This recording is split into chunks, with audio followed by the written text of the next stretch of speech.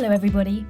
Fruit like blueberries often appear to have a powdery sort of coating on them referred to as a bloom. Here I'm going to show you how to achieve bloom using watercolour. A longer video showing you in much more detail how to tackle these blueberries, including the colours I used and the brushes I used, will be available through my online school at watercolorswithwow.com. Often people assume that I'm using white paint that I'm adding on at the end, but actually you'll see in this tip video that the bloom is actually the paper that's visible through a paler wash of the paint, and they're treated just like any other light part of the painting. I always start with an accurate drawing.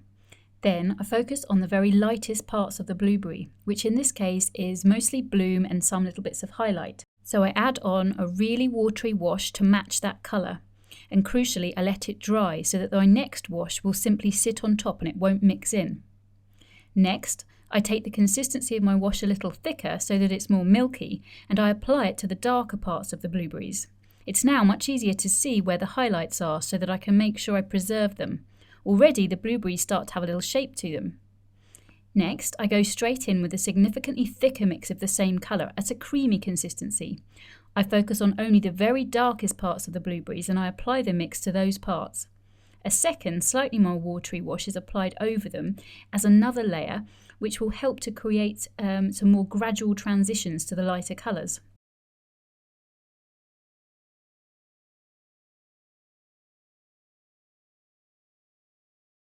Once the lights and the darks are in place, I go to work on the midtones, using washes of a consistency between milk and water.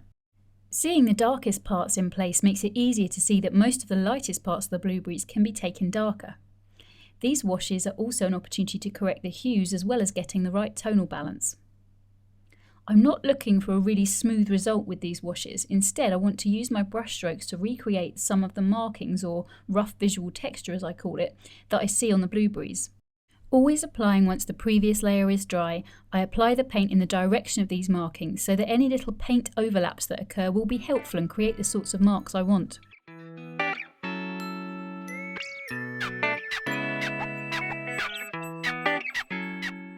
Finally, I use a small brush with a darker mix again to pick out the finer details and markings, which always gives the impression of little scratches in the bloom. So there you have some pointers on how to achieve bloom in your blueberries. For a longer, more detailed tutorial on how to paint them, check out the school in my online workshop. If you've enjoyed this tip video, then please check out Watercolours with Wow. It's an online workshop with me, Anna Mason.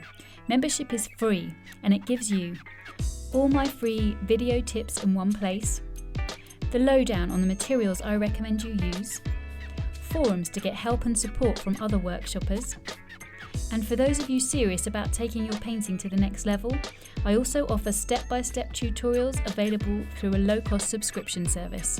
So come and say hello to me at Watercolours with Wow. Thanks for watching.